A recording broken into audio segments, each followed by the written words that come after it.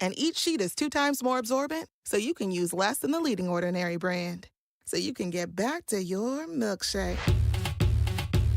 My milkshake brings all the boys to the yard, and they're like, it's better than your Bounty, the quicker picker-upper. Do you struggle with occasional nerve aches, weakness, or discomfort in your hands or feet? Try Nervive Nerve Relief from the world's #1 selling nerve care company. Nervive contains alpha-lipoic acid to relieve nerve aches, weakness, and discomfort, and B-complex vitamins to support healthy nerve function as you age. Live your life with less nerve discomfort with Nervive Nerve Relief. Learn more at nervivehealth.com. When flying insects show up in your home, how do you get rid of them? Hopelessly clapping every single one? Aimlessly swatting back and forth? Hanging fly strips in your living room? Ew, ew, ew. Instead, try Zevo Traps. Zevo uses light, not odor or chemical insecticides, to attract and trap bugs, working continuously so you don't have to. Zevo, people-friendly. Bug-deadly. Now at a store near you. AARP has an exciting lineup of summer activities in Detroit. We are partnering with the Detroit Tigers to offer discount tickets when they play Cleveland on August 11th. You can find us on the Riverwalk every Tuesday with the Detroit Riverwalkers. Join in the fight against fraud with our SRED event on June 18th. We continue to offer virtual events on health, self, and wealth all summer long. We have something for everyone. Visit us online at aarpmi.org/events to learn more. Everyone knows even good people fall on hard times. Your credit cards get maxed out, and you get behind on your taxes. Unfortunately, the IRS is not as understanding, and they won't stop until they collect. They have the power to take your paychecks, freeze your bank accounts, even your home could be up for grabs. It's simply not worth the risk to take on the IRS by yourself. You need to call the experts at Optima Tax Relief. When you call, be sure to ask about the Fresh Start Initiative. It's a special IRS tax debt assistance program that could save you thousands if you qualify. Optima's team of tax professionals will get to work immediately fighting to protect you from the IRS and helping to ensure you get the best possible outcome. The Better Business Bureau has awarded them an A+ rating, and you will too. So put the hard times behind you and call Optima today for a free consultation. Call 800-978-0244. That's 800-978-0244. 800-978-0244. Optima Tax Relief. Some restrictions apply. For complete details, please visit OptimaTaxRelief.com. Prostate cancer doesn't have to be the second leading killer of men. More men can survive, and you can help. I'm Dr. Michael Lutz with the MIU Men's Health Foundation. Join us in the fight against prostate cancer this Father's Day during Run for the Ribbon. Choose between a 5K race or a 1-mile walk inside the Detroit Zoo on Sunday, June 19th, as we raise funds to help prostate cancer survivors stride on. To sign up, visit miurunfortheribbon.com. At Charmin, we heard you shouldn't talk about going to the bathroom in public, so we decided to sing about it. My sweet cheeks feeling squeaky clean. When Charmin's rolling behind the scenes, Charmin TP gives me those cheeky clean feels. That ultra strong hype is all for reals. Those TP rolls got me a Charmin clean took-es. Cheek to cheek feeling oh so shooketh. Charmin Ultra Strong just cleans better. Enjoy the go with Charmin. Ray Magliozzi here for eBay Motors. So you have to drive 300 miles to your cousin's wedding. Okay, so it's his fourth. But you know what they say, fourth time's the charm. Well, here's the problem. Your tires are as bald as I am. But lucky for you, eBay Motors has tires for just about every make and model. Plus wheels, lug nuts, jack stands, and more. 122 million parts. Do they have tissues? Oh, good, because I'm definitely a crier. Get the right parts at the right prices. eBay Motors. Let's ride. I want to thank my mommy for loving me so much, for taking me out to the park, for reading me books, for taking me to the doctor when I broke my foot in ballet rehearsal, for leaving me alone when I wanted to be alone. And now, as a grown-up, I'm thankful for being able to take care of you, my dear mom, for having the chance to take you to the park, for reading you those books we enjoy so much, for being able to take you to your therapies after you twisted your ankle, for understanding that sometimes you simply want to be alone. Roles change without us noticing. And in your new role, we help you help. Visit aarp.org/caregiving to get practical health and wellness tips to provide even better care for your loved one. Remember, visit aarp.org/caregiving. AARP. We help you help. A public service announcement brought to you by AARP and the Ad Council. This is the Mildred Gaddis Show. The streets are talking. Well, I got something to say. The streets are talking, but y'all ain't listening. What the streets talking about then? The streets are talking, y'all, and Mildred is listening. Welcome back to the Mildred Gaddis Show. And I want to say good morning to our Facebook Live family this morning. Beulah Walker, Anita Stanton. Thank you all. And we're going to talk about some of the rest of you. But first, here is talking about the streets are talking. The streets are certainly talking about this story. I want you to take a listen and get your take on it.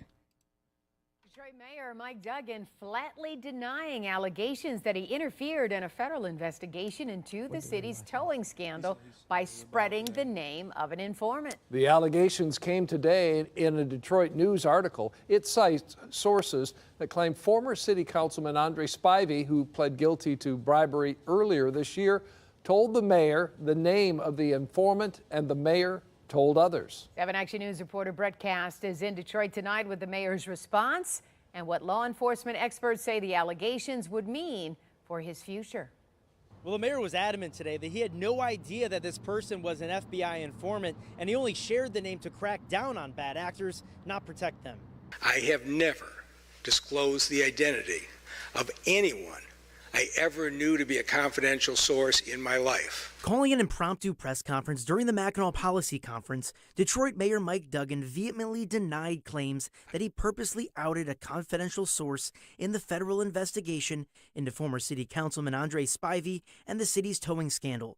The allegations stem from a Tuesday Detroit News article citing numerous sources. I would never have done anything to undercut their efforts, and any suggestion in today's story that I did is just plain nonsense. The article highlights this January court document, which stated in June 2021, Spivey told a public official the identity of the FBI's informant. That public official then told others in the city government, and the informant's name eventually made its way to a subject in the investigation. Sources told the Detroit News that the public official mentioned was the mayor. Assuming that this is me that was being referred to, I'm answering the questions, but it certainly seems to match up in the language. According to the mayor, Spivey only said he took money from a tow truck operator, and both of them had been caught on a wire discussing it. Duggan then says he told DPD and the city's legal department who the tower was, not knowing the tower was in fact the one wearing the wire. Andre Spivey never said a word about a confidential source. Nothing like that. I walked out of that conversation believing that I had just been told that I have a city councilman who has taken a bribe from a dishonest tower. Well, it's never a good thing for an informant. No law enforcement agency, certainly not the FBI, ever wants an informant disclosed. Andy Bartnoak is a former FBI agent and supervisor from the Detroit field office. He says while the disclosure could put the informant and the investigation at risk, he's not convinced the mayor did it on purpose or could end up facing charges. I think to suggest on what we know so far that he had a motive to do this to obstruct a federal investigation, I think is a stretch. You know, at least for me, I would question his judgment in this case, not so much that he tried to obstruct the investigation. Now, the mayor did not say specifically who, if anyone, he told outside of DPD or the city's law department. We reached out to both the FBI and the U.S. Attorney's Office, who both declined comment. In Detroit, I'm Brett Cast, 7 Action News. All right, thank you so much. And that is one of the stories that the streets are talking about. Look, you know, when I first heard this, I laughed. Now, there's nothing funny about it, but I laughed. And the reason I laughed was because initially when this story hit, there was much conversation all over Detroit, you know. But here's what I do know. Folks, I've been a journalist for 46 years. Initially a news reporter, went on to become news director, and I will tell you that there is no way the Detroit News ran this story without proof and without running it up the ladder to its legal department to see if it was okay to run the story. The legal department demands that the evidence is there, that all the I's are dotted and the T's are crossed. Because when this story first hit, the take was, well, no, I didn't do this. I didn't say this. But it turns out what the mayor said, and you heard in the audio, was that was not his intention. He never said, I never did this. You know, he said, I never intentionally, he used the word intentionally, I believe, and he used other words to say, I did not, knowingly. So if you really examine this, you examine what the mayor is saying now, you look at what was put out there, because the reporter got it from someone in the Justice Department. Reporters don't have the luxury of making up their own facts. Can't do that. So someone within the Justice Department shared it with Robert Snell, who is a very competent, well-respected journalist in this town. But here's what happens when you've got relationships.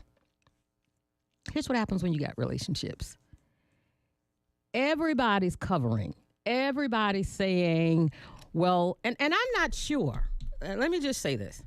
I am not saying that the mayor intentionally did anything. That is not my point here. That is not my point. My point is, it's important for people to look at how this is being handled. You have a former agent saying, well, I don't really believe he intended for this, to put this person in jeopardy, because listen, what do they said? Snitches get, all right. So you have people who, forget about this situation. When people's identity has been exposed in federal investigations, when it puts their lives in danger, that's on the federal level, that's on the state level, that's on the local level. People tend to kill people sometimes when they believe that that person could eventually lead to them being imprisoned. It's an existence they do not want to have. What I find interesting, and sometimes it's important to just, it's the right thing to do is to say nothing. But when you have friends and you have relationships, they will cover you. And if you listen to all of these reports where the journalist has gone out to get people to comment on this kind of thing, when you have a sitting mayor who is reported to have outed a confidential informant, nobody's saying, oh, that's horrific, that's terrible, that should not have happened. No. What they've chosen to do is to cover their friend and say, I don't believe that there was any intent here, and there probably wasn't. It probably wasn't. But when you have relationships, you get covered. Now, I can think of some former mayors we've had who would have done the same thing, how the reaction would have been differently. It would have been differently, and you all know it, and I know it. It's unfortunate.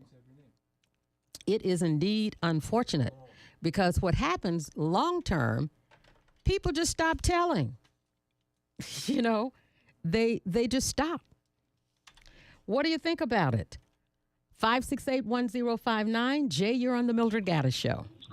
Hey, Mildred, how you doing? Hey. Well, as far as the man being a little loose at the lips, that's one issue. But you know what? Listening to what you're saying, Here's the thing about that snitching whole thing. The snitch himself is in trouble. That's why he's snitching. And he's trying to get a deal. He's trying to work his way out of his or her way out of the problem, right? So if the feds just did their job on their own, no one would ever have to put their life on the line. The snitch take his time for what he did. He would never have to become a snitch because he or she have manned up to their own crimes. Now, the reason why you get the snitch is because somebody wants a deal. Somebody don't want to go to jail for something that they did. I think it's time that people start man and womaning up and do their time and let the feds employ the right tactics they need to do to catch these people and stop using dirt bombs to catch dirt balls. I think that is wrong from the beginning. How you going to use somebody dirty to catch somebody dirty and then get them in trouble and everybody is bad apples? How could the feds even justify you breaking laws to catch criminal? That's almost like justifying I broke the law to catch a criminal. No, if you can't do this without breaking the very law you are telling people to abide by, then you need to reassess how you are doing your job. And I think sometimes the feds think they're above reproach when it comes to assessing how they do certain things. That's just my personal opinion. And I appreciate it. Have a super fantastic week. You do the same, Miss Gaddis. All right. Talk to me, Rob. Yes, ma'am. Well, dirt is dirt, and when it's dirty, it's just dirty. And, the towing industry in Detroit has been messed up for a long time, for a very long time. I mean, Boulevard Trumbull Towing has just owned the city of Detroit as far as the towing goes, period. So, therefore, to say all of that, to say this, when he opened his mouth and said anything, it doesn't matter whether he meant to or not, he was wrong. Spivey was wrong for telling him anything, and then he was wrong for passing the law. I mean, the grapevine goes deep. And, don't say anything. If you don't know nothing, don't say nothing. But see, you said something because you knew, and you put it out there, and then you want to make it seem like your hands are not dirty. Dirty hands show up. Like Mama say, if it's dirty, it's dirty. Wash your hands before you go in my kitchen. Wash your hands. Your hands are dirty. His hands are dirty. All right, Rob.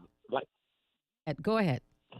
No, like I said, dirt begots dirt. And they, like I said, the towing, I mean, you can go down any street. You can't park your car on the street for 24 hours at a time.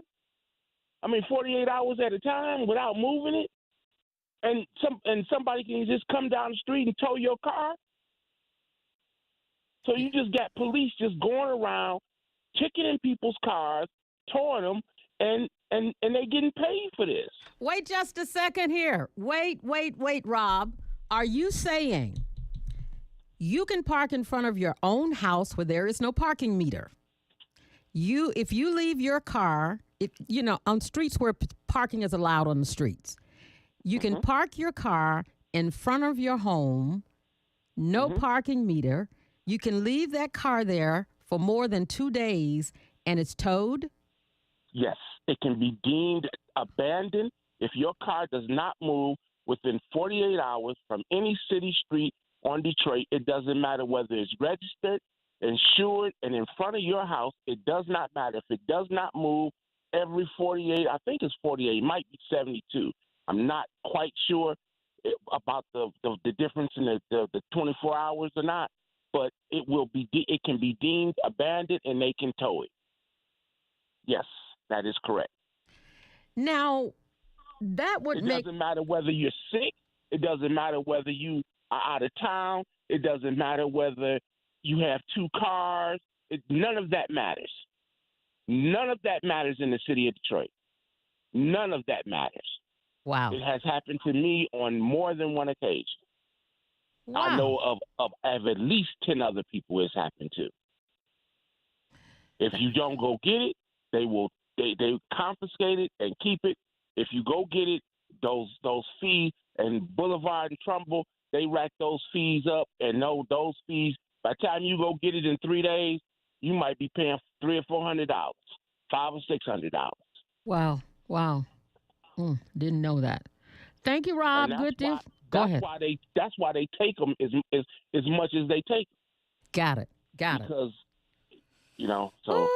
The streets are talking here on the Mildred Gaddis Show. Good morning, Nicole. Good morning. How are you? Oh, it's been a long time, girl. What's up? Yes, it has. So a couple of things. Number one, it just amazes me how someone like Duggan, with his background, who has ran Wayne County, this man has fully aware of the law. He has ran a large medical institution. And you mean to tell me a couple of things?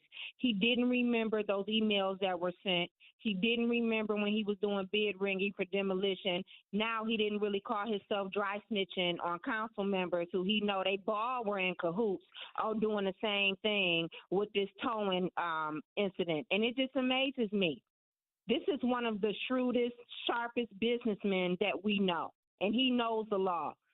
And it's in his first go-round with the feds.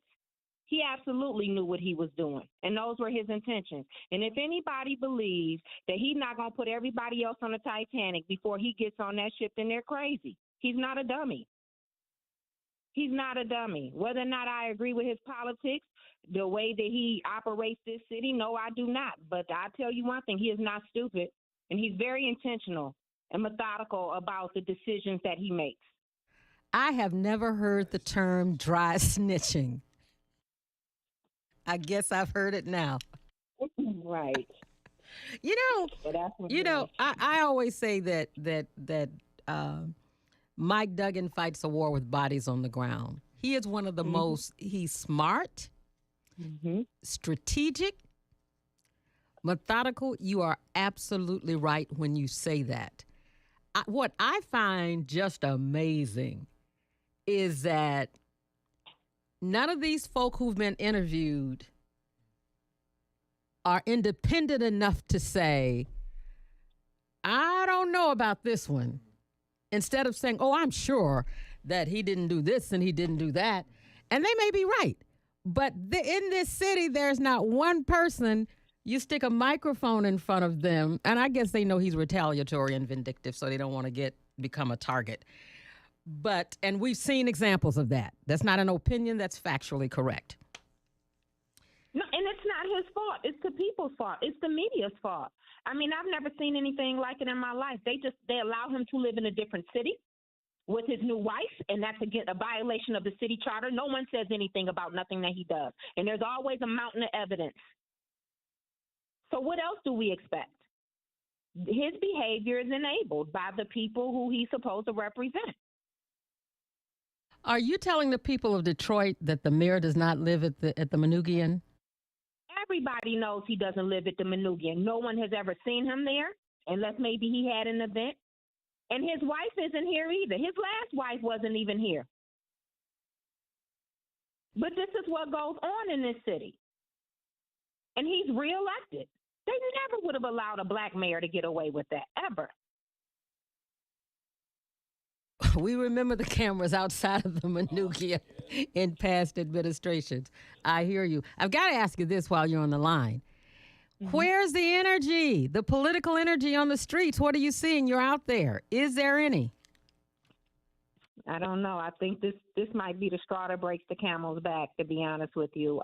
We're going to lose a lot of seats in the Detroit caucus of delegation at the state level, and that's something that we've said before. And this race for Congress, I really don't know how it's going to turn out. And I don't know if it's going to turn out well for the people that have true representation for the citizens of Detroit. And that's sad. Wow. I thank you for calling. Good to hear from you. It's been a long time. Thank you. Have a great day. You too. 568-1059 is our number here if you'd like to weigh in. July 17th in Michigan Lottery Amphitheater, New Day presents Funkpalooza, starring Morris Day and the Time.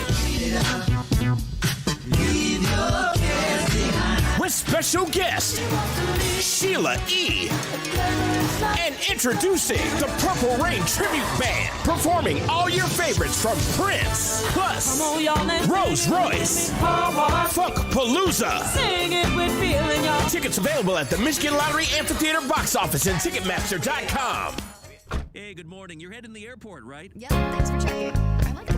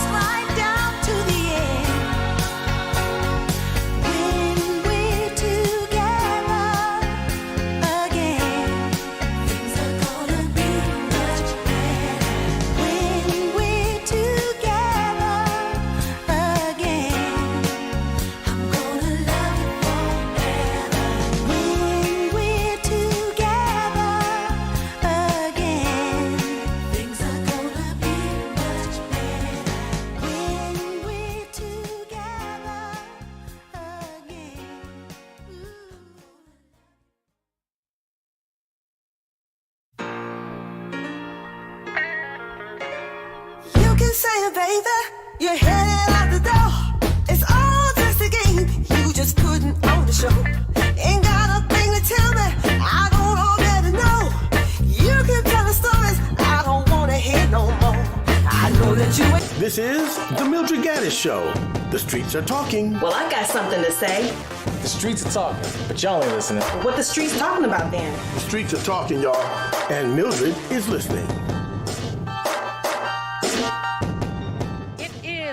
48 in the city of Detroit. I'm Mildred Gaddis, and during the Streets Are Talking segment today, we're talking about Robert Snell of the Detroit News, who wrote on May 31st, forgive me, federal agents have linked Mayor Mike Duggan to a chain of events.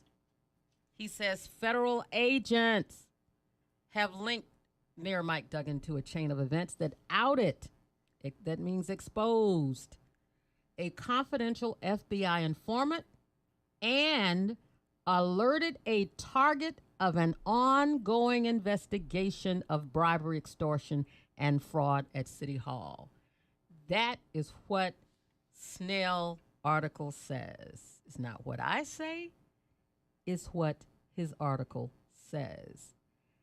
And he goes on to say, federal court records and interviews provide a look at Duggan's conduct behind the scenes of a federal investigation targeting at least two of the mayor's closest allies. Now, as I said to you all earlier, this journalist doesn't just write this stuff and it gets printed. He has to have documentation, and he obviously has it. And I was right when I said the mayor did initially say that it wasn't true. I thought that was the first thing I heard, and that was why I started laughing, because you can't lie on the feds in the front page of a newspaper. You just can't do that. Curtis, what do you think? Curtis? How you doing, Mildred, this morning? Good. Talk to me. Good. I got one small thing to say, and that's all is, what a tangle where we weave when we conspire to deceive. You remember that, right? Oh, yes. That's about it. What a tangle web we weave when we conspire to deceive. All right, Curtis, thank you. Steve, talk to us this morning. Once again, Mildred Gaddis, there comes a point in time when Negroes will say enough is enough. We go to the Wayne County Prosecutor Office, federal investigation. We go to Detroit Public Schools, federal investigation. We go to the EAA, federal investigation. We go to DMC, federal investigation. We go to the city of Detroit, federal investigation. And his pseudo daddy, McNamara, federal investigation. How much more will Negroes take? How much more will Negroes tolerate? When you only have 14 to 20% of the voting, electric voting, this is what you get. I can't hate Mike Duggan if he get 12% of that 14 to 20% out to the polls. It's the remaining 80% of the Negroes that stay home. When I tell you, Mildred Gaddis, what is the substitution for water? There is none. And you tell me that Negroes had 2 pumping stations that had the ability to pump water to 40% of Michigan. We're surrounded by 21% of the world's freshest water. You tell me Negroes was bankrupt when water right now is worth more than all the oil in the Middle East? And you Negroes got a water authority, and the only thing you got from a water authority is increased sewage bills. And you didn't fight to a death. The sewage and drainage fees is just that, a fee or a tax. You didn't vote for it. And everywhere you gone, you got Negroes begging for housing, and you got the mayor's new wife in charge of bringing people from Afghanistan and Ukraine. And Mildred, hold on to your seat. They getting housing, vehicles, jobs, cars, and food stamps. And you Negroes are the majority of the blackest city in America, and you begging for roof repairs. Now, I want you to understand something that's not correlated related. I want Negroes to understand something. The more bike lanes you see, the less black home ownership you see. I want to repeat what I'm saying. The more bike lanes you see, the less black home ownership you'll see. Mildred Gaddis, how do you go without a gun, a knife, or anybody being beat from being the largest base of black home ownership to being renters? Huh? How do you allow? See, we can't keep playing a zero-sum game. We can't let Negroes do us in, let them say they sorry, and we forgive them when we bring them back into the strategy or we bring them back into the fold. 5 Negroes, Charles Pugh, Santel Jenkins, Gary Brown, James Tate, and Ken Cockrell Jr. should be forever ostracized from us. because those Negroes passed the consent agreement, which triggered what? A manufacturer bankruptcy. You were never bankrupt when the state owed you money, when you had the ability to process water, and you had Dave Bing shut down the Muskersky plant. He said it cost too much to operate. Well, Negro, it cost too much money. It cost us too much money for you to shut it down. We can't forgive Dave Bing either. Dave Bing said he wanted to downsize Detroit, which means you got what you got now. Mike Duggan bringing in demolition, tearing down good brick homes. So you got Negroes that was down in Texas that paid $400,000 for a home, but they found out last winter when it only got down to 32 degrees and they was dying in their house. They found out they bought a builder-grade house for $400,000. You got Negroes in Detroit with small bungalows with houses they can't afford to build no more, and Mike Duggan going around tearing them down. Well, you silly Negroes deserve it. Then you got, this ain't you saying it, Mills, this is Steve saying it. You got people like Keith Williams and Attorney Perkins playing games with reparations. We are the only ethnic group that play house or play games with reparations. No, you got the Jews are still suing for World War II.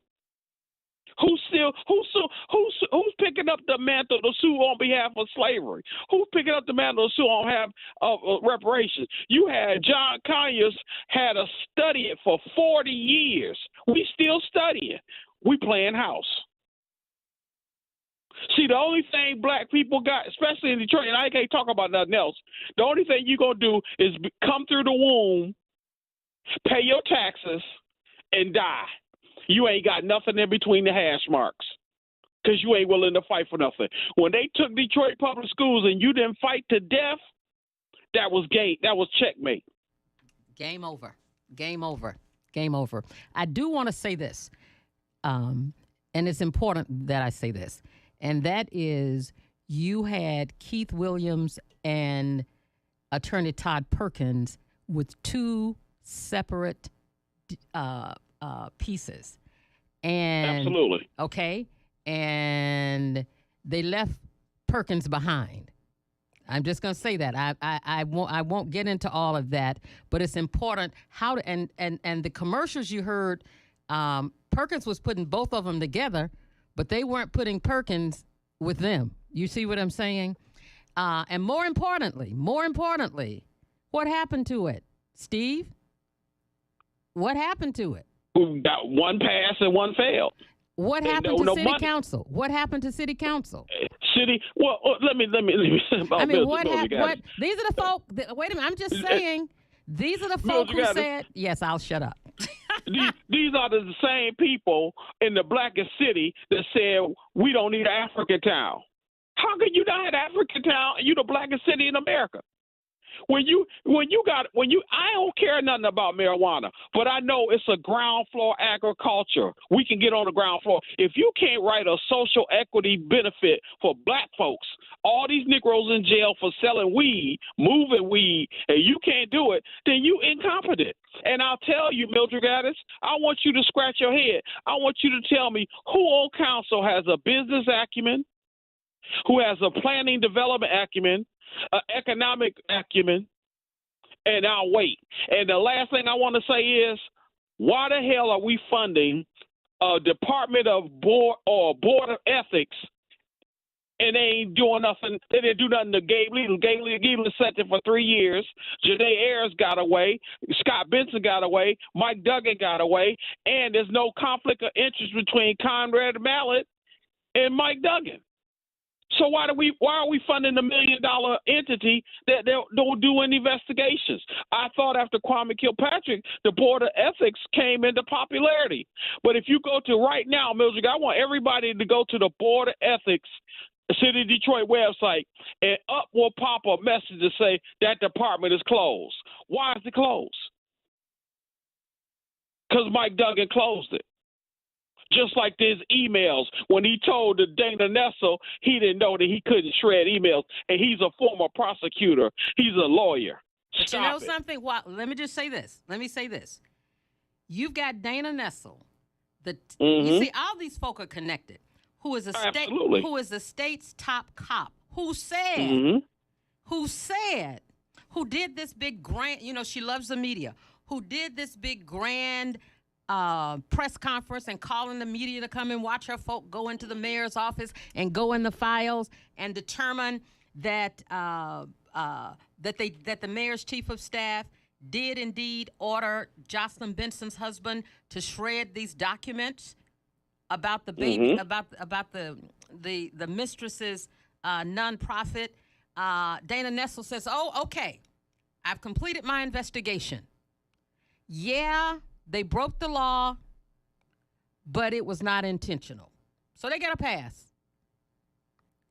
I mean, if Watergate didn't teach us anything else, we certainly understand that you can't go in and shred government documents. You can't do that. Hey, Mildred, I'm gonna leave you with something. Guess what I heard? What? I heard Mike Duggan order some T-shirts for his family reunion. He's having a family reunion at his house in Novi. I'm gone. Dana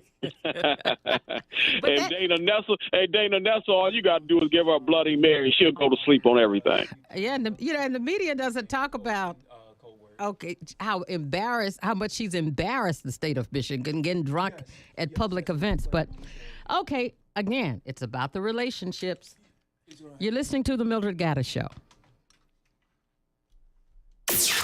WDMK FM and WDMK FM HD1 Detroit. This is the Mildred Gaddis Show on 105.9 KISS FM, a Beasley Media Group station. Dairy is good for your body and good for your brain. The protein in dairy keeps you feeling full longer, provides energy to fuel your day, and helps muscles recover while you sleep. Dairy foods provide nutrients people of all ages need to grow and maintain stronger bodies and minds. Throw back a glass of milk, approved by the Michigan Dairy Market Program Committee. You can't get much for $5 these days, unless you go to Wendy's for a $5 Biggie Bag. Get your choice of double stack, junior bacon cheeseburger, or crispy chicken BLT, plus 4-piece nugs, fries, and a drink, all for just $5. You got that bag, you got that Biggie Bag, you got that bag. That was smooth, wasn't it? That's how you're gonna feel when you get that Biggie Bag at Wendy's. U.S. price and participation may vary. Includes 4-piece nuggets, small soft drink, and small fry. Prices may be higher in Alaska and Hawaii. For the first time since 1995, one of the biggest names in R&B and soul music is coming home to Detroit. Miss Anita Baker! I'm giving you the best that I've got. Anita Baker is live in concert for her farewell tour. And KISS FM has your tickets all weekend long. Just listen to KISS at 20 after the hour for the keyword to text. Then text the word to 313-568-1059 for your shot at tickets to see Anita Baker live at Little Caesars Arena Friday, July 22nd. Part of the KISS FM Summer of Soul concert series. Win your tickets in moments. Presented by Live Nation and the station showing Detroit that same old love. We need each other. Thank you for this welcome home. Thank you. 105.9 KISS FM. There's thunder on the horizon. The Thunder Over Michigan Air Show, July 16th and 17th at Willow Run Airport. 4 incredible shows, 2 days of solid thunder. F-16s, the Blue Angels, B-25s, planes spanning generations of flight. Get tickets today at yankeeairmuseum.org/airshow. Proceeds support the Yankee Air Museum. Let's make some noise. It's a Tickets on the 20s winning weekend on KISS. All weekend long, we've got your hookup for the hottest tickets in town. Miss Anita Baker! I'm giving you the best that I've got. Here's this hour's keyword to text. BEST. B-E-S-T. BEST.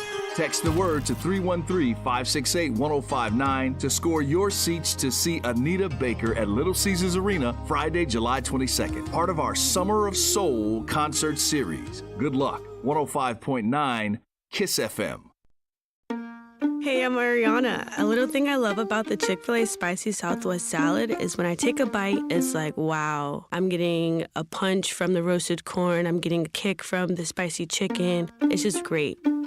Hi, this is Tori. A little thing I love about the Chick-fil-A Cobb salad is the avocado lime dressing. It adds to the chicken, the bacon, and the roasted corn. It takes the salad to a whole nother level. Order a salad for delivery on the Chick-fil-A app today. Real guests paid for their testimonials.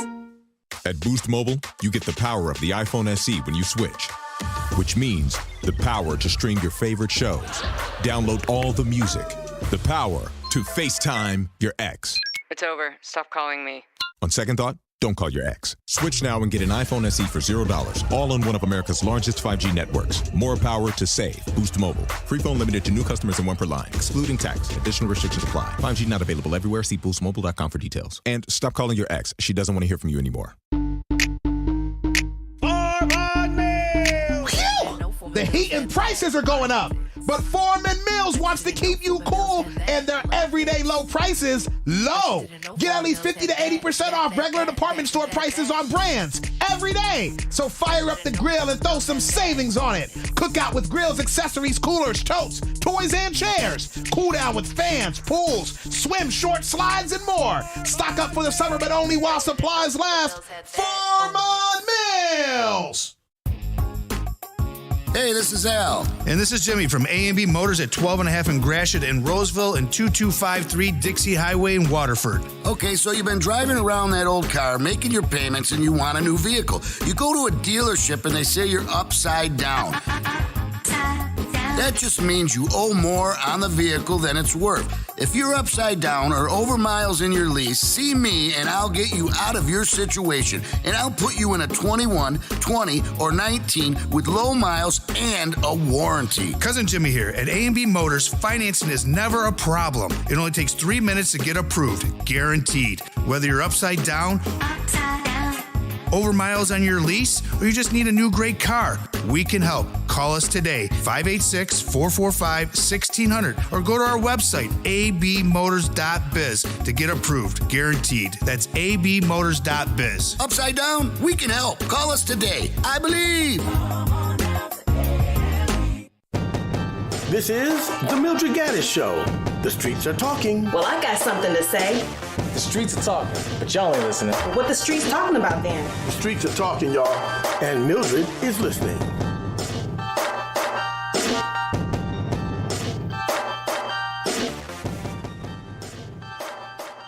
Good morning, Stella. You're on the Mildred Gaddis Show. Good morning, Mildred. How are you? You know, that word relationship, it sticks with me when you say that. And I have a question for you. We know that there's relationships between Duggan and the media.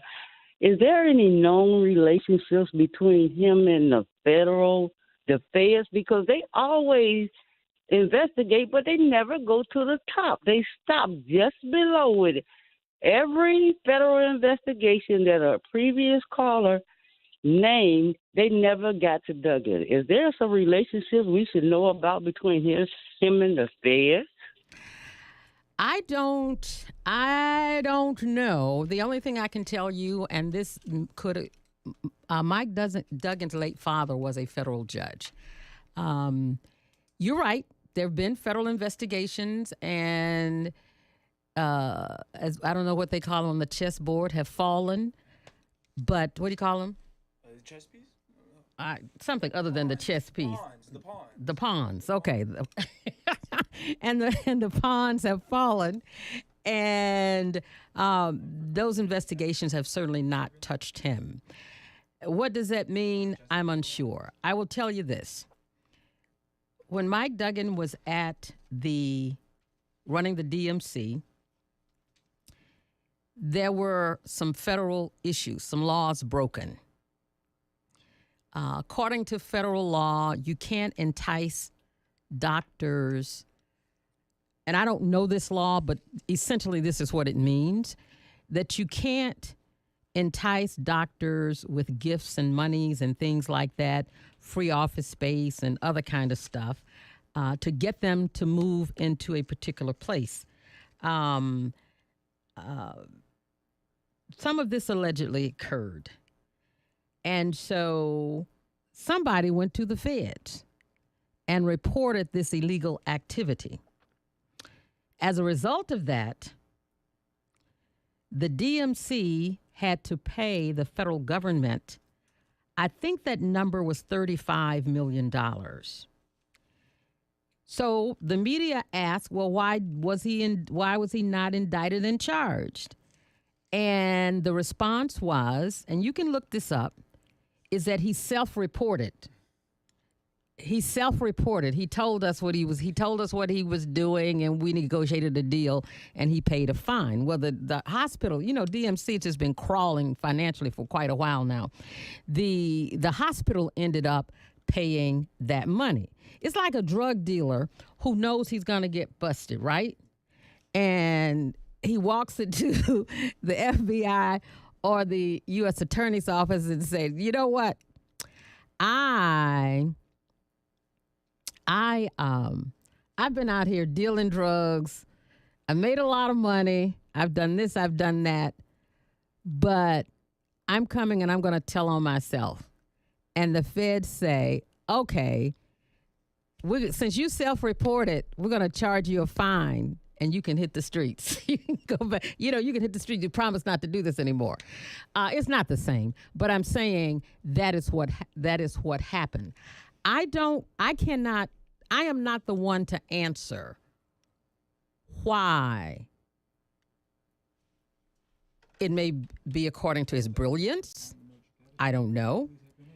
It very well could be because the people under him who've gotten in trouble, if he has broken any laws, have not been willing to tell on them. I'm familiar with the situation where a person in government went to prison and said to me, and he protected everybody. Who said to me, if I had to do it over again, I would not have protected them. But people do things for different reasons. John, you're on the air. John? Okay, let's go ahead. Good morning, Yetta. Hi. It's nice to hear from you. Woo! I think about 10 in the morning to 12. Where's Gaddis at? For 5 days a week. So, Gaddis, thank you for being there, and thank you for putting the knowledge out, because knowledge is power. Now, Gaddis, I want to do a reality check.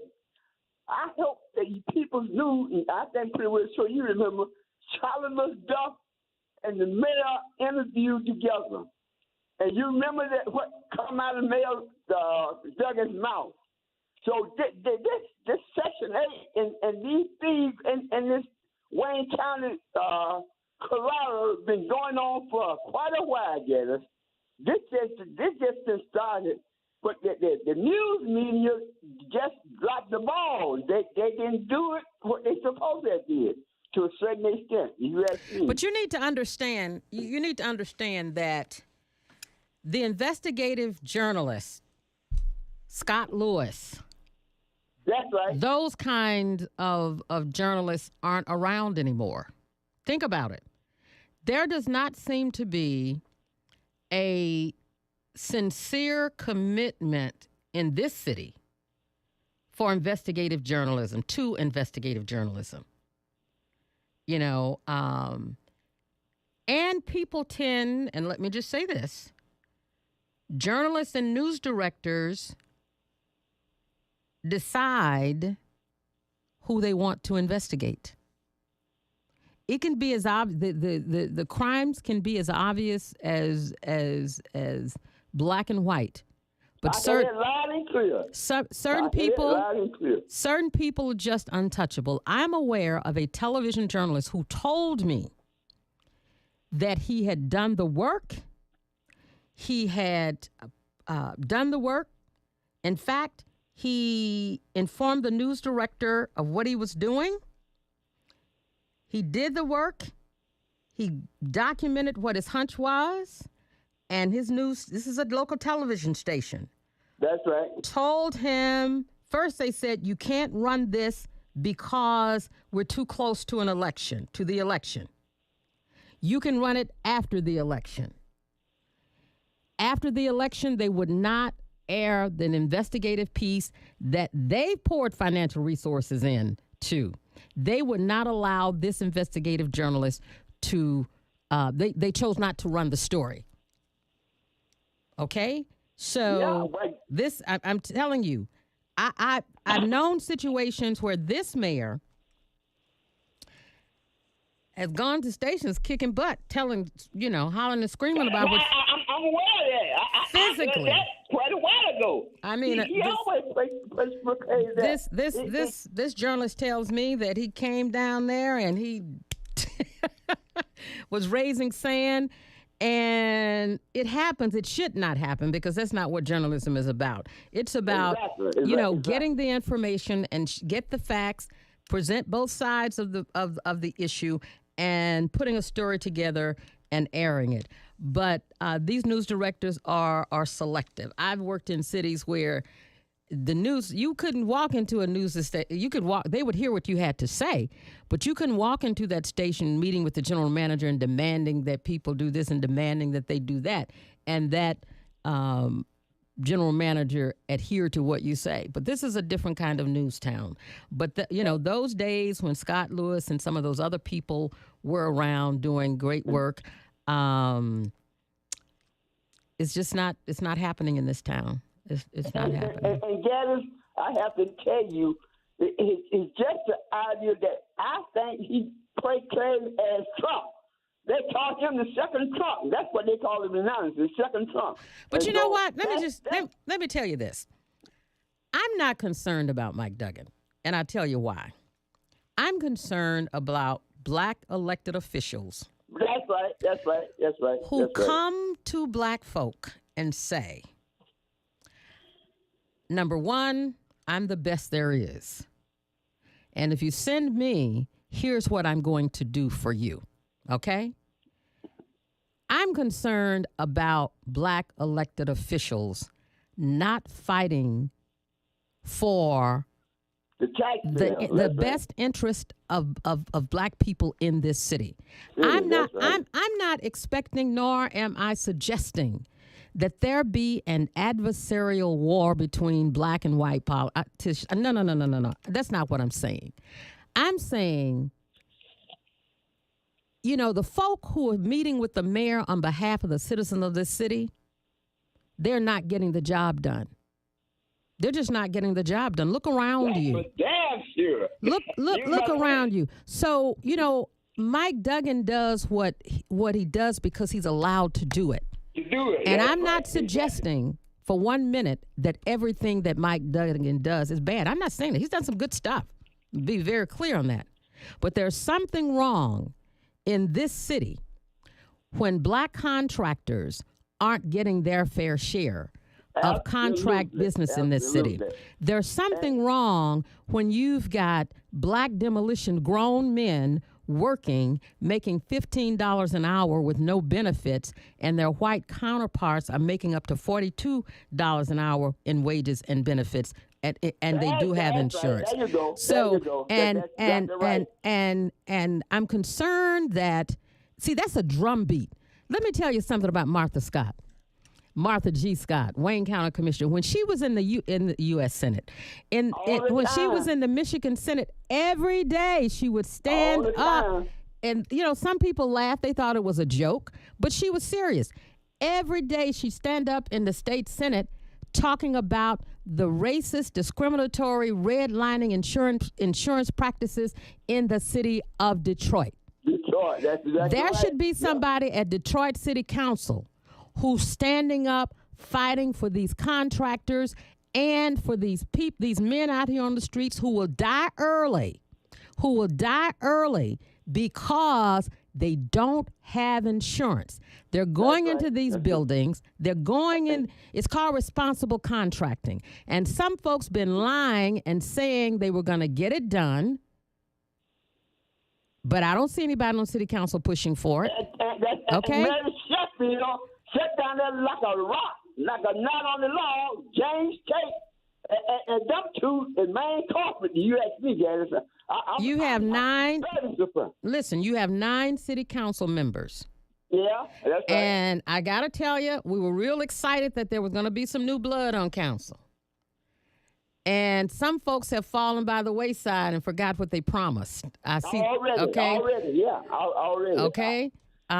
You see a couple of them fighting, but some folks have just bowed and, they're just not doing what they said they were going to do. So what I'm saying here is this. Black folk may be getting mad at the wrong person. Or there should be somebody else added. Wait a minute. Let me restate that. Let me restate that.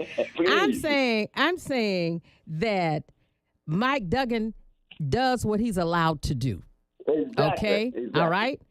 Now, Steve just called and talked about all this money and all this stuff these new people are getting. And his facts are usually on point. I've not heard anybody else say anything about that. That's something that needs to be investigated. Exactly. That's something that, and we're supposed to help people. But if folks are getting preferential treatment while our people are dying on the vine, then there's a problem with that. Absolutely. There's a problem with that. And folks in Detroit needs to stop being nice to these black politicians. Yeah. They beat up on Mike Duggan. Okay, and they beat up on him, but they don't beat up on any of these black politicians. And I'm saying to you, they said they beat up on Mike Duggan, but that is what he did. He came in here and stopped a big fee on all these churches. Now, I was late. Over you was 20 years and never have church to pay fee. And got these churches, Bulldog, paying fee and for water and runoff and all that crazy talk. So I want to know when they gonna set up. When some of them gonna set up? Well, they did. They the pastors did, but they don't have the power. They, because of those fees, some of these small churches have gone out of business. They don't exist. That's right. That's my point.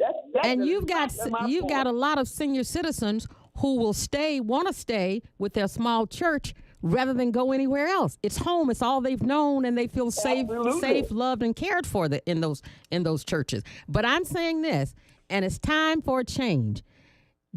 These black politicians need to be called out when they're not operating. There are two forms of government here. You have an executive branch and a legislative branch. All these non-legal binding resolutions need to be thrown in the trash. Let's come up with some ordinances. And that Conrad Mallett, Conrad Mallett ain't nothing but a mouthpiece for Duggan, and the Mary Sheffield should have council should take that garbage and what he bring on and put on the table, take it and throw it in the garbage. That's what he should do. Well, you need to understand. Listen. The city's legal, the legal counsel, the chief lawyer of the city, represents the city.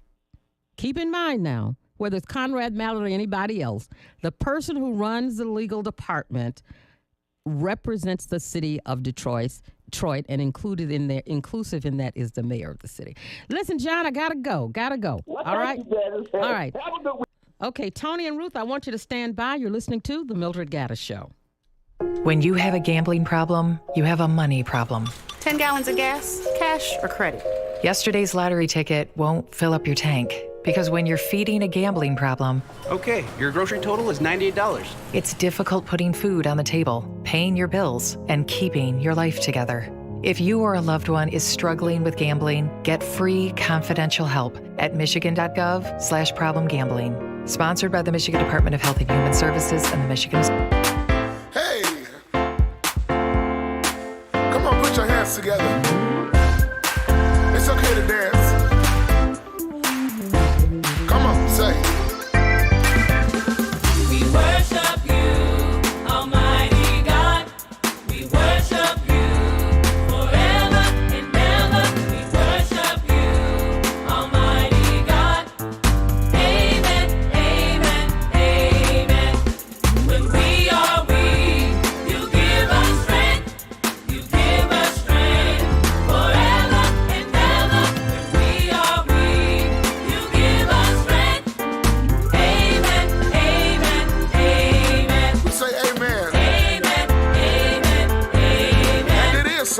Amen, amen, amen. Amen. Amen, amen, amen. Yeah.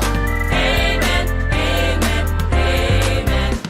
You bring us peace. You bring us peace. Almighty God, you bring us peace. Forever. Forever and ever, you bring us peace. Almighty God. Almighty God. Amen. Amen, amen, amen. Yeah. You sent your one and only Son to lift us up to heaven, to heaven. You sent your one and only Son. Amen. Amen, amen, amen. Power, power, glory, glory. Praise the Lord. Praise the Lord. Blessings, blessings, mercy, mercy. Praise the Lord. Come on, you gotta praise the Lord. We worship you, Almighty God. We worship you. We worship you forever, forever. We worship you, Almighty God. Almighty God. Amen, amen, amen. You sent your one and only Son to lift us up to heaven, to heaven, to heaven. You sent your one, your one and only Son.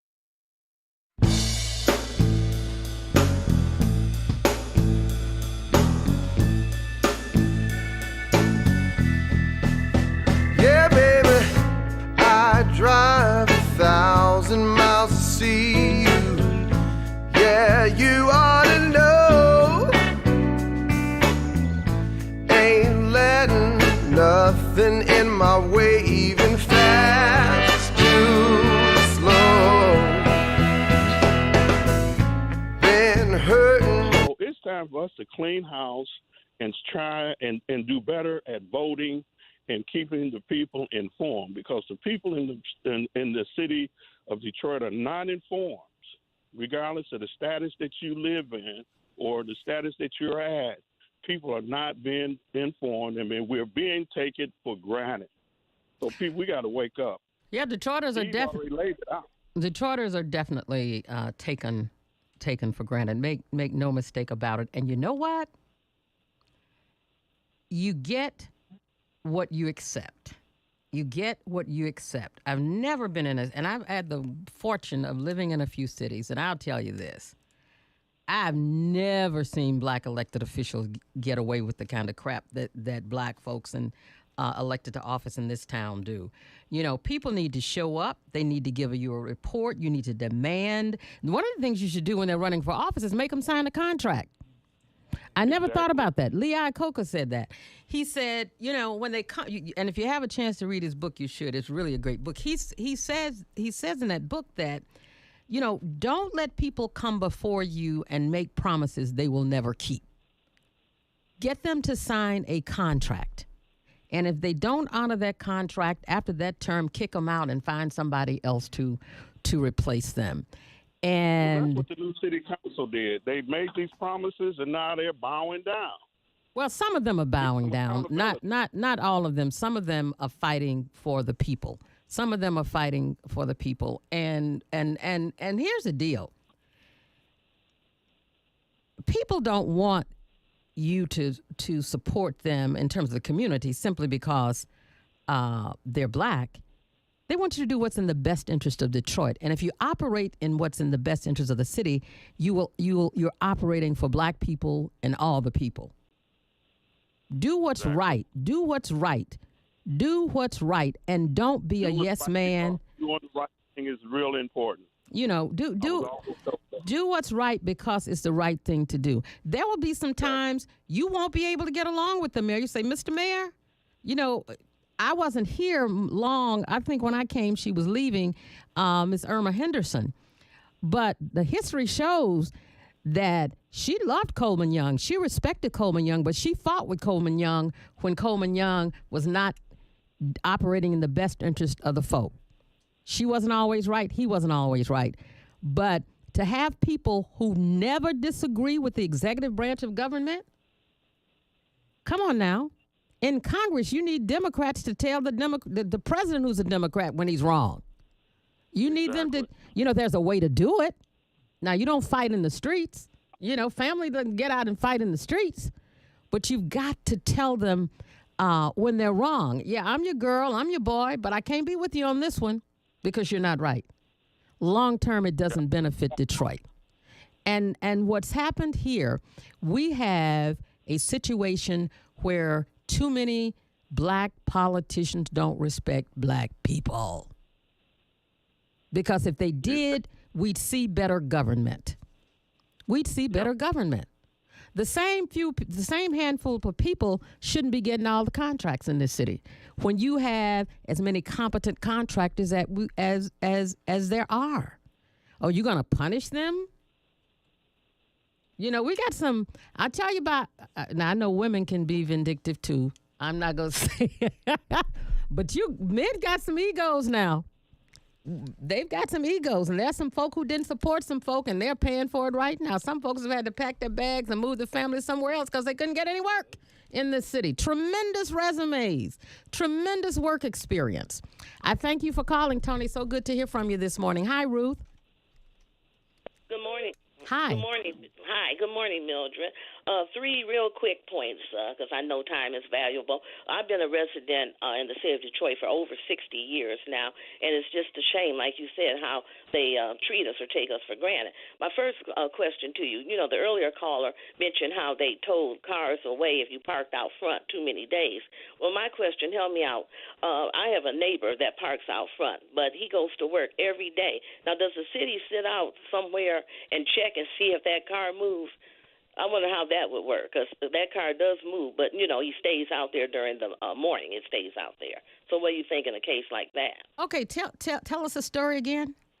Okay, my neighbor's car stays out front every day. He parks out front, but he goes to work in the afternoon. So if they see that car sitting out front in the morning all the time, are they going to sit there and look to see when he goes to work every day if it ever moves? Because it does move. I don't know. I wonder how they would, work that. I don't know. Do they have people traveling through the neighborhoods? Well, they will have to be able to determine that your car's been there more than 2 days, huh? Right. See, that's my point. Well, one thing could be happening now. One thing could be happening, and that is a neighbor could be calling them about your car. Mm-hmm. Because I had a situation one time, and this woman was dating this married man. And she would always have him park in front of my house. Okay. I wasn't having it. Okay. Yeah. And it would be for long hours at a time. And I made a phone call. Because if the missus had come and seen that car in front of my house, I didn't want to ring in my doorbell. Right. It could be, but, maybe they have people who patrol the neighborhoods to see the cars that are in the same place. Yeah, I don't know. They have to do something. Right. Okay. They maybe. I don't know. Okay. In terms of our Detroit Public School Community District, they let the students out early one day this week or any time it reaches 90 degrees. Well, of course we don't want the children to get overheated. But I said that's a shame. You don't hear hardly any other district where the children are let out early because they probably have air.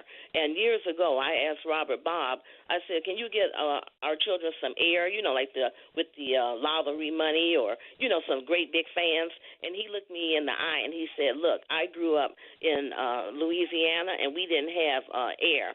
So, that was just his answer. Okay, I'm going to say this, and I've been saying it ever since I came to Detroit. These folk don't care about these children in these schools. They don't. Think about this. Think about all the millions of dollars that have been poured into that school system for renovation, for rehabbing. Think about this for a moment. Mm-hmm. The district is on its way out. It's going to become extinct. Look at how the numbers have fallen. They keep playing and they keep dancing this dance and playing these games with the people of Detroit. You've got this new superintendent. They call him something else. They've changed the name, I think, for the superintendent. These people are not committed to black children being educated. They're not. The evidence is what we see in front of our eyes. You've got some committed teachers. Most of them are committed. But there is a game plan that has already been designed. And in a few years, you're going to remember I told you this. The school district is going to become extinct. They're going to dwindle it down to nothing. They don't care about these kids. Now, we know that all of this time when children, because of the pandemic, what has happened? We know what has happened. We know that the online educating of these children has not been as successful as it needed to have been. Right. It just hasn't been. Okay? It was new. We were wading into new terrain. There were problems with the technology in too often, and it just didn't benefit the children at the level that it was designed to because it was new. You learn by your mistakes and your trial and error. And we have had far too long in this city an uncommitted, sincere group of individuals, school board after school board after school board. And I'm not saying all of them. I'm not talking about all of them. But too many of them were not there for the right reason. And too many of them are there now, and they're not there for the right reason. Okay? Right. And I will never forget Marva Collins out of Chicago. Remember West Side Prep? Who said, I will show you what love can do. Yes. I will show you what love can do. And I'm reminded of Dr. Cornel West who says, in order to serve the people, you've got to love the people. And we've not seen that kind of love at DPS. We haven't. I still say DPS. Right. But changing the name doesn't change the game. Okay? That's true. Okay? Right. So, Yeah, the news act like they're doing the children a favor by reporting they'll be let out early. Give them some air in there. That's what they should be reporting. Well, they've had enough money to put some air in the district. They keep getting, Yeah. You know what? I am just, you're going to have to forgive me because the clock is ticking. Okay. All faster than the speed of light. And we are here in this 21st century still talking about and discussing matters affecting our people that should have been rectified decades ago. So I'm angry. Okay, I'm just an angry black woman who's frustrated with black people accepting inferiority and mediocrity. I'm tired of it. I'm just so I've OD'd on it.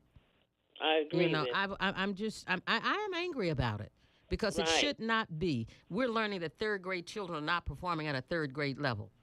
Yes. Well, Mildred, I've been following you for almost 20 years, so we go way back, and I remember, it hasn't changed much.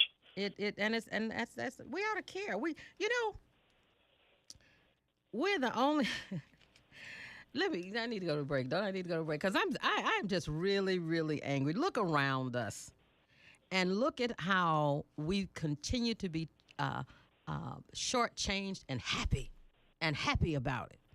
We've got people who have compromised themselves and compromised our people simply because they have some access, and the numbers are not as great as they should be in terms of good, decent people who want to leave the world better than they found it, who want to take whatever power they have and try to do the best they can for our people, for our children.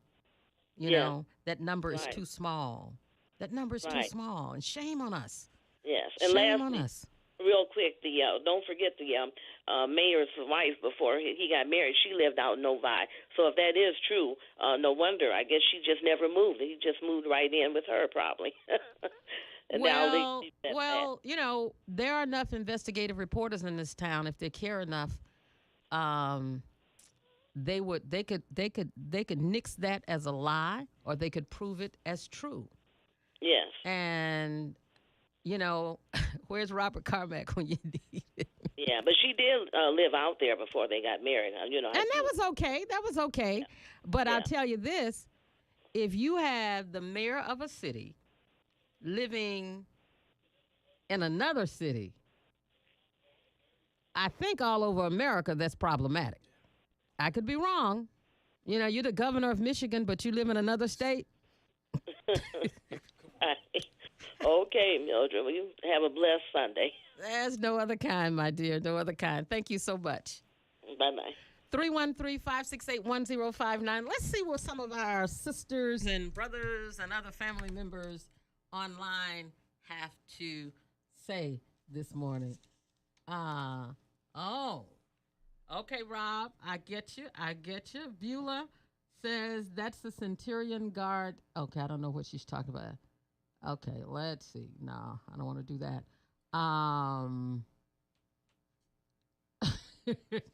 Brenda Nimmock says, Robert Bob, that's another whole segment of the Mildred Gaddis Show. Wow, whatever happened to him?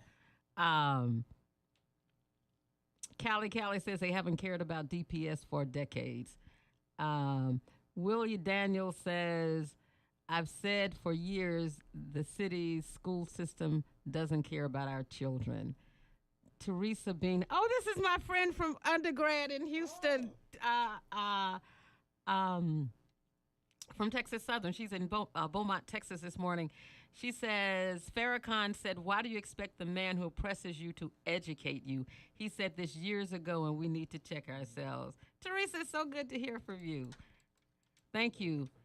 Fred Parham says that education is not a priority in the city of Detroit. Brenda Nimmock says, no, they don't care about the children. The district will get rid of those who care and expose those who are only there for the money.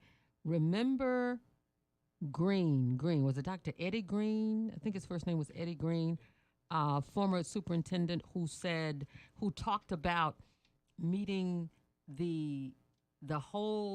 educating the whole child, meeting that child where he is, and taking care of all of those things that get in the way of blocking that child's ability to learn. I so remember him, but they didn't beg him to stay, and that's unfortunate. All right. Hi, David. David. Hello, Mildred. Hi. How you doing? Let me say, first of all, the Michigan law states that you have 48 hours for a vehicle to be stationary and parked. And within a resident can call and make a police call for them to come out, and they have red stick at the vehicle, and that owner of the vehicle would have to move it. Now, Mildred, you made the comment that you called on a guy because he was having an affair. No, I did not say that. I said. What did you say? Let me set the record straight. I don't care what folk do, as long as they don't bother me. But this married man was visiting my neighbor and would always park in front of my house. And sometimes he would stay 24 hours. Sometimes he would stay longer than that. Sometimes he would stay 40. Sometimes he'd stay 2 hours. But on this particular day, he had been there 3 days in front of my house. And I didn't have a 2-car garage. I had a 1-car garage. But what really energized me, I'm not going to lie, was that I didn't want him in front of my house that long visiting somebody else. And then the neighbor came out and asked me, I guess she found out I called. Why did I do it? She said, we are neighbors. I said, yeah, well, you have him parked in front of your house for all that length of time, not in front of mine. That's what I said. Okay, so you was within the law, and because he was over 3 days parked there, and he didn't move the car, so you was correct in that. So, okay, I just wanted to make sure that you was within the law, and then that you wasn't just hating on this guy because he's got a mistress, and he. Okay, so you good. Okay. Why would I hate on the man? Right. Because since you want to talk about that, if you got one and you're that bad to have one, park at her house. Park at her house. It's Mildred, it's a street. He could park on the street any way he want to. Well, he wasn't parking on mine. And you are legally really you almost like hating on the guy, Mildred. You really are. You think so? Hating on the guy because he got a mistress.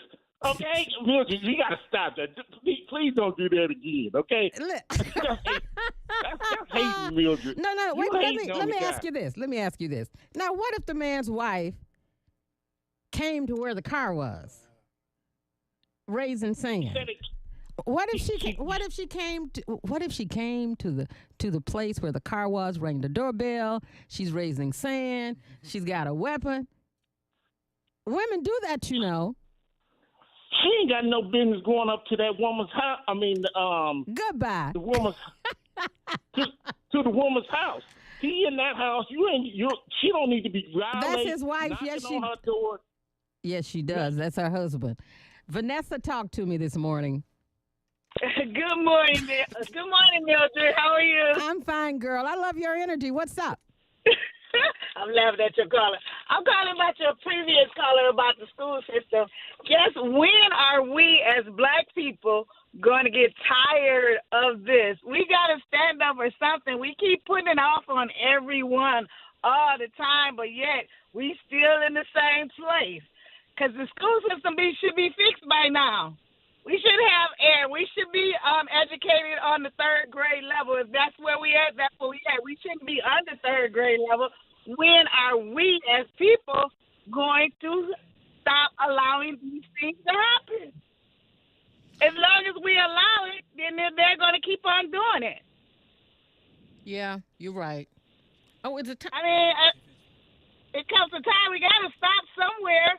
We keep, like, when I'm all against black on black crime, but we keep killing each other and we don't get mad at that. But as soon as a white person doing that, we get mad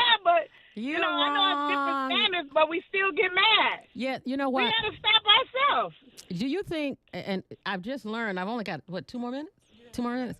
2 more minutes to talk, but do not kid yourself and believe for 1 second that black people are not upset about black people killing black people. An interesting thing, and I said this some months ago, we never call white crime white on white crime.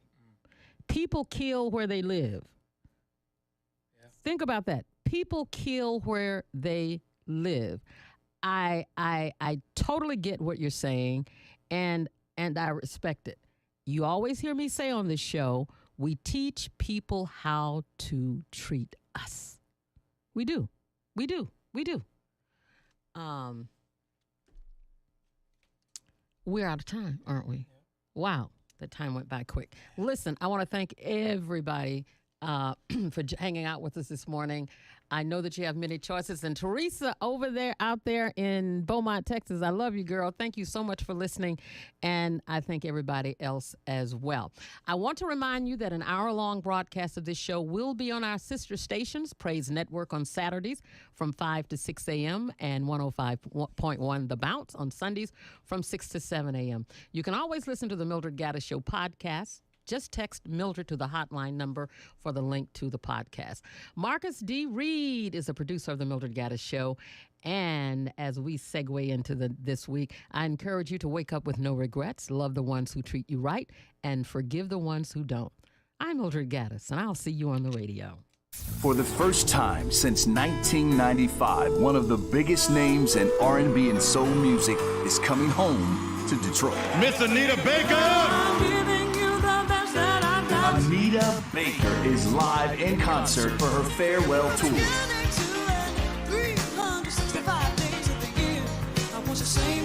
And Kiss FM has your tickets all weekend long. Just listen to Kiss at 20 after the hour, the keyword to text. Then text the word to 313-568-1059 for your shot at tickets to see Anita Baker live at Little Caesars Arena, Friday, July 22nd. Part of the Kiss FM Summer of Soul concert series. Win your tickets in moments. Presented by Live Nation and the station showing Detroit that same old love. We need each other. Thank you for this welcome home. Thank you. 105.9 Kiss FM. Hey there, casino fans. I'm here to let you know that the new BetRivers.com casino app is here. It's got lots and lots of exciting slots and table games to play, fast payouts, and a reward